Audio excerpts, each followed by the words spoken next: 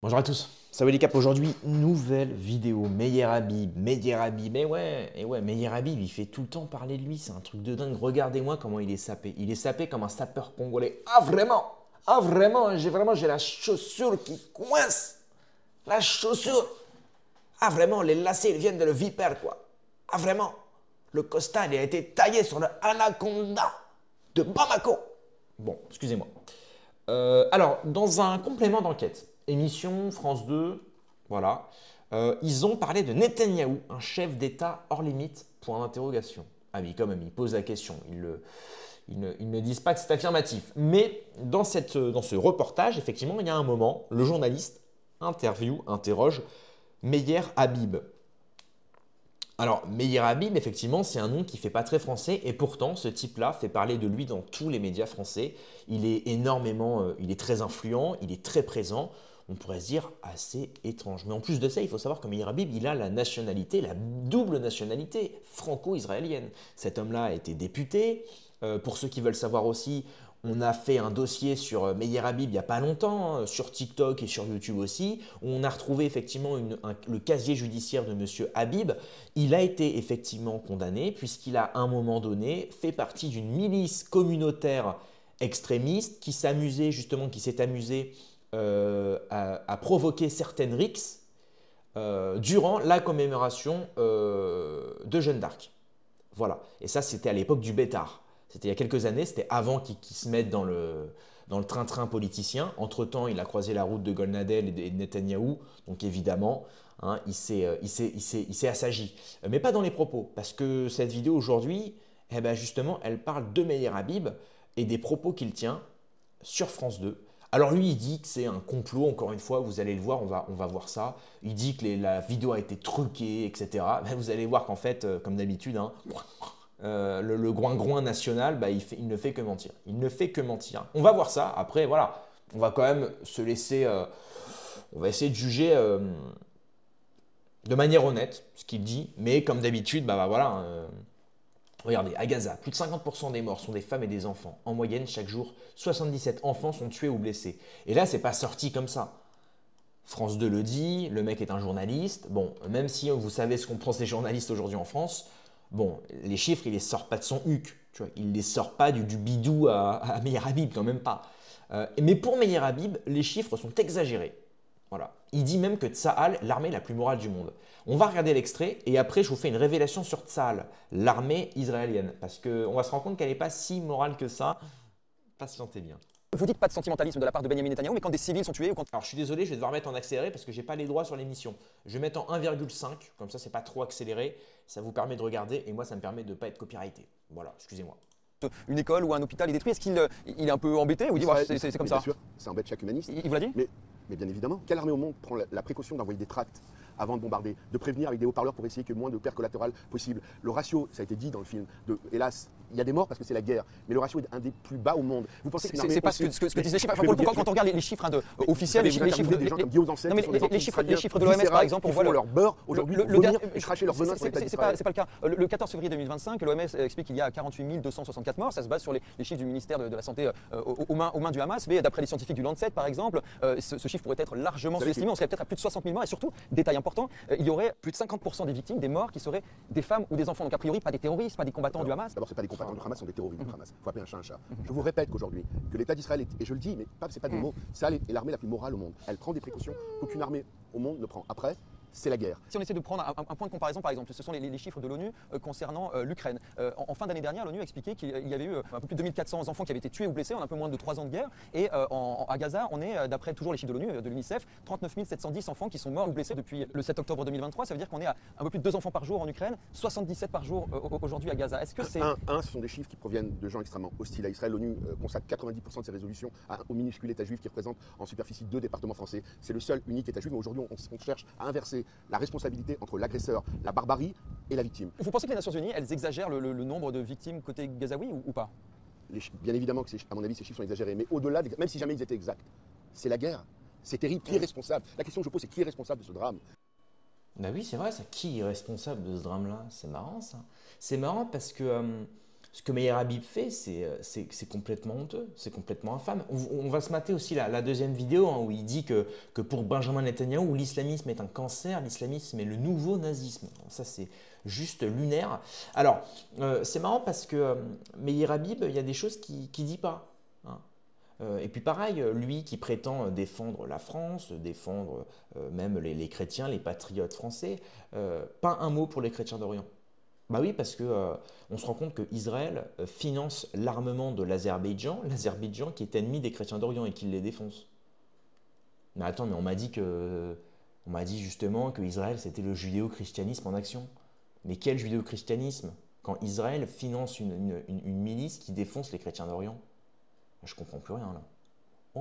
Oh, et ça, Meir Habib, il ne le dit pas. Pareil pour Tzahal.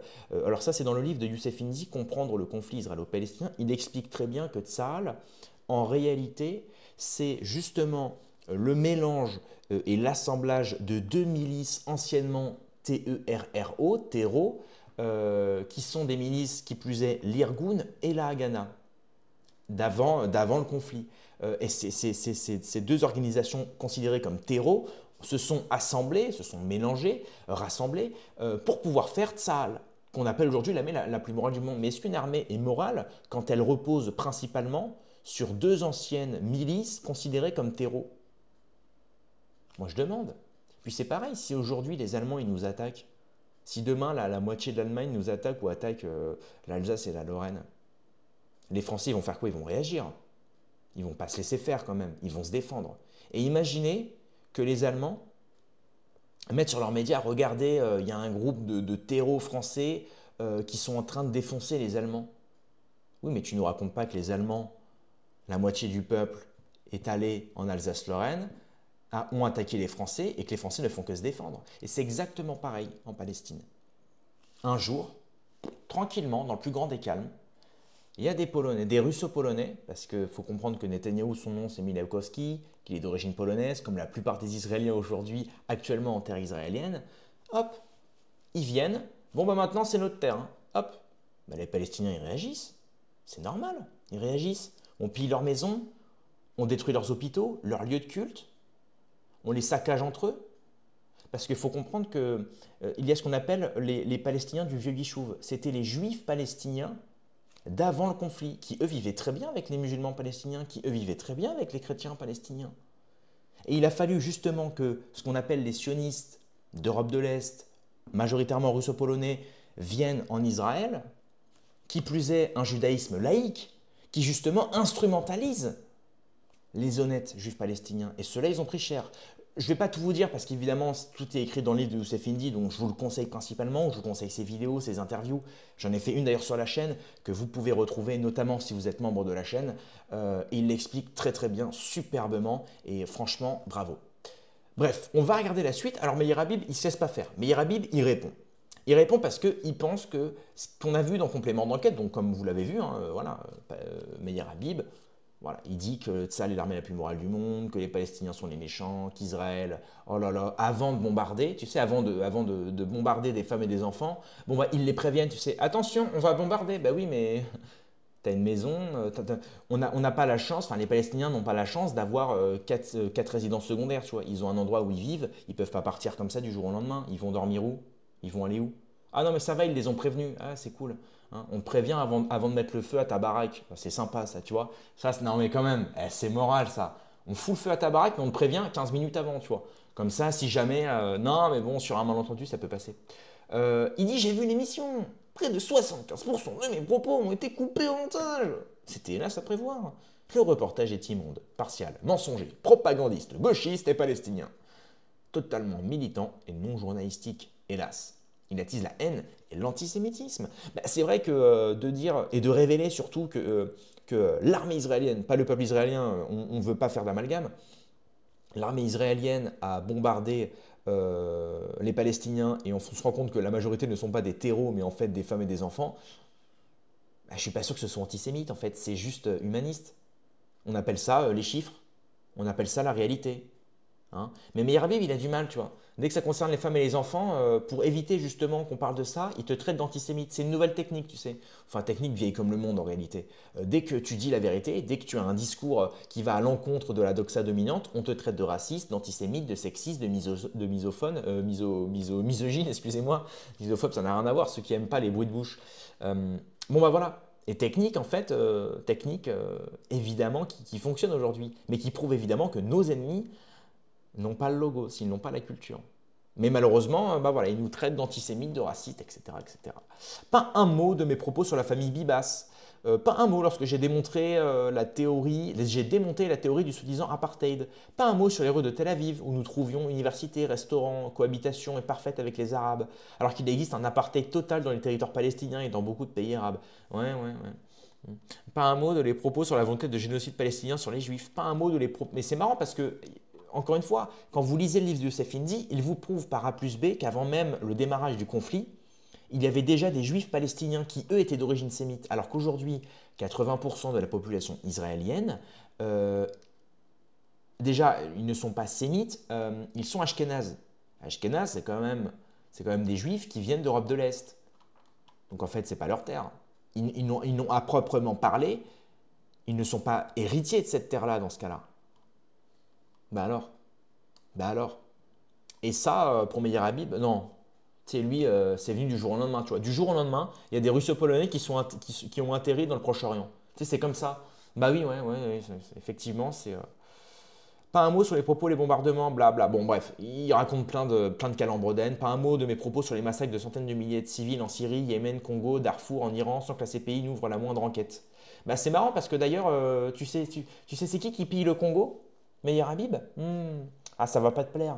Ouais, c'est Dan Gertler, un milliardaire israélien. Eh ouais. Ah, bah ouais. Ah, et ça, quand il va le savoir, bah non, antisémite. Voilà. Comme ça, tu sais, il joue la carte directe, il sort la carte antisémite. Eh ouais, je te jure. Ouais, je te jure. Pas un mot sur le principe juridique de complémentarité, blablabla. Malgré tout ça, je pense qu'il fallait y aller. Bref. Donc voilà ce que nous dit Meir Habib. Alors c'est pas tout, on va revenir donc sur, il dit que Benjamin Netanyahou, d'après Benjamin Netanyahou, l'islamisme est un cancer, l'islamisme est le nouveau nazisme. Benjamin Netanyahou a un objectif dans sa vie, que plus jamais ce qui s'est passé il y a 80 ans, la Shoah où on a tué 6 millions de juifs dans le silence le plus absolu des nations, n'arrive plus. Mais hélas, le 7 octobre, on a eu une sorte de mini-Shoah d'une journée. Oh là là. Des femmes, des enfants, des familles entières ont été tuées, violées, brûlées. Benjamin Netanyahou, encore une fois, a une vision du monde qui fait que il est foncièrement démocrate. Il a été élu à 6 ou à 7 reprises. Et pour lui, l'islamisme est un cancer. L'islamisme, c'est le nouveau nazisme. Benjamin Oh là là, c'est terrible, mais c'est terrible, Et encore une fois, vous voyez, ces types-là instrumentalisent la souffrance, instrumentalisent des faits historiques pour leur fin à eux. C'est-à-dire qu'ils te disent que c'est justifié tous les massacres du 7 octobre des Israéliens envers les Palestiniens, bien qu'il y ait eu aussi l'inverse. Ça ne veut pas dire qu'il faut ne pas le reconnaître, bien sûr. Mais là, il est en train de justifier toute l'horreur que fait l'armée de Tsahal et la politique israélienne depuis des années, depuis 75 ans, sous prétexte que, comme il y a 70 ans, il y a eu un truc qui s'appelle la Shoah, qui concerne la majorité des juifs justement russo-polonais, ashkénazes. Comme eux, ils ont souffert pendant la Seconde Guerre mondiale, ils justifient le fait qu'aujourd'hui, il y ait une sorte de revanche sous prétexte qu'ils ont souffert. Mais vous imaginez à quel point quand même, c'est un truc de dingue. C'est un truc de dingue. Ça n'est pas humain. Et c'est là où effectivement, moi en tant que chrétien, je me dissocie de tout ça. Tu vois, ces mecs-là te disent judéo-christianisme, mais nous, le chrétien, tu vois, nous les chrétiens, il y a cette fameuse phrase de tendre la joue gauche. On te gifle la joue droite, tu tends la joue gauche. Et si tu as souffert un jour, ça ne veut pas dire que justement, il faut refaire la souffrance aux autres. Justement, toi, tu as souffert, tu apprends de ta souffrance et tu fais en sorte que ça ne se reproduise plus jamais. Pourquoi la reproduire sur un autre peuple qui n'a rien demandé? Les Palestiniens ne sont pas nazis, à ce que je sache. Ils n'ont aucun lien avec le nazisme. Silence radio. Et ça, franchement, c'est débilitant. C'est débilitant, c'est décourageant. Et c'est vraiment terrible. C'est vraiment terrible. Et donc là, pareil, il y a cette fameuse Côte d'Azur au Moyen-Orient. Donc c'est le projet de Trump de faire de Gaza une sorte de Dubaï, en fait. C'est une sorte de Dubaï du Moyen-Orient. Regardez ce que dit Meir Habib. Il y a quelques semaines, le président américain Donald Trump a fait une proposition assez étonnante, prendre le contrôle de Gaza pour en faire la nouvelle Côte d'Azur du Moyen-Orient. Tout le monde a cru plutôt à une mauvaise blague et il a ensuite diffusé sur ses réseaux sociaux cette vidéo qui est générée par l'intelligence artificielle. On voit Gaza qui serait rasé et remplacé par des grandes tours, des grands hôtels, une pluie de dollars. On voit même des statues en or à l'effigie de Donald Trump. Il y a même sur cette fausse vidéo un faux Benjamin Netanyahou en train de siroter un cocktail aux côtés de Donald Trump. Il en passe quoi votre ami Netanyahou de ce projet-là? J'en ai parlé avec lui, il s'est exprimé là-dessus. Si jamais ça peut faire en sorte que, tout en respectant la dignité humaine de tout le monde, on arrive à une solution. Donc c'est un projet enfin, sérieux? Ça ne me paraît pas être un projet pas sérieux. Il y a eu des transferts de population en Pologne. Il y avait 1 million de juifs dans les pays arabes. Vous savez combien il y en a aujourd'hui? Rien. En Algérie, il y en a 0. En Tunisie, il en reste quelques centaines. Ça s'est fait volontairement. Les gens ont quitté. Ils ont été aujourd'hui. Il faut un jour trouver une solution à ce problème. Une solution de paix. Je ne sais pas si cette solution est la bonne solution. En tout cas, elle est innovante. Et Benjamin Netanyahou, il pense que c'est une solution qui est innovante, que si les Américains y mettent un prix pour reloger décemment et donner un espoir, une vie à cette population, parce qu'il y a quand même sans doute une grande partie de la population qui souhaite la paix, en tout cas c'est ce que j'espère du plus profond bien, parce qu'ici en Israël, je peux vous dire que tout le monde veut la paix. Mais donc lui, il y pense vraiment, Benjamin Netanyahou. Nous ne sommes pas dans une guerre de territoire, on est dans une guerre de civilisation. Il y pense vraiment. Il l'a dit publiquement qu'il trouvait que l'idée était innovante et qu'elle était plutôt bonne. Mais encore une fois, à condition qu'il y ait un départ volontaire de la part des Palestiniens. Il n'y aurait aucune hérésie à ce que des Palestiniens habitant à Gaza aillent habiter de leur propre gré en Jordanie. Voilà, donc en fait, ils veulent faire un projet. Donc en gros, ils veulent faire le Las Vegas ou le Dubaï gazaoui, mais sans les Gazaouis. Bah oui. Oui, en fait, ils veulent, voilà, en fait, ils se disent, et ça, j'en ai déjà parlé sur la chaîne avec Trump, justement, la vision marchande américaine. Les Américains ont une vision très marchande des choses. Donc Trump, il s'est dit, quitte à investir et à prendre la défense d'Israël, comme il le fait aujourd'hui, ce qui est honteux, il s'est dit, bon, bah voilà, il faut déplacer les Palestiniens et faire de la Palestine actuelle un lieu dans lequel on peut gagner de l'argent. Et donc c'est pour ça qu'il veut faire un lieu de tourisme, justement, cette espèce d'Eldorado, de la Côte d'Azur du Moyen-Orient, parce que justement, ça permettrait justement de reconstruire très très vite les dégâts qui ont été faits par les Israéliens, entre 5 à 10 ans, je crois, un truc comme ça, et derrière d'y faire un projet dans lequel on ferait venir énormément de tourisme. Voilà, donc toutes les influenceuses les premières, tu sais, à mettre le drapeau Free Palestine, oui, oui, tu verras, si ça se fait vraiment. Vous pouvez être sûr que ce sont les premières à faire leurs photos avec leurs fesses refaites, tu sais, au bord de la piscine en disant voilà, trop bien le Las Vegas du Proche-Orient, hashtag sponsorisation, hashtag collaboration commerciale. Et elles vont très vite oublier les valeurs humanitaires, de se dire que tout ça repose évidemment sur l'épuration ethnique d'un peuple et sur la déportation d'un peuple.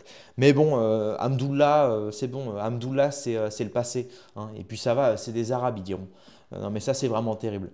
Voilà, donc pour que les mentalités changent, excusez-moi, je vous incite à partager la vidéo, à mettre un like, à vous abonner et surtout à ne jamais cesser de vous cultiver, d'apprendre, c'est très important, apprenez tous les jours. Tous les jours, apprenez, surtout sur ce conflit et sur les autres conflits, qu'on apprenne des erreurs passées pour ne plus les reproduire dans le futur et mieux vivre dans l'instant présent. Voilà, c'est le petit message de paix et d'amour de cette fin de vidéo. Quant à Meir Habib, bah écoutez, je crois qu'il est indécrottable, hein, j'ai envie de dire. En plus, bon, voilà, on commence à connaître le personnage. J'ai envie de dire, c'est bien triste.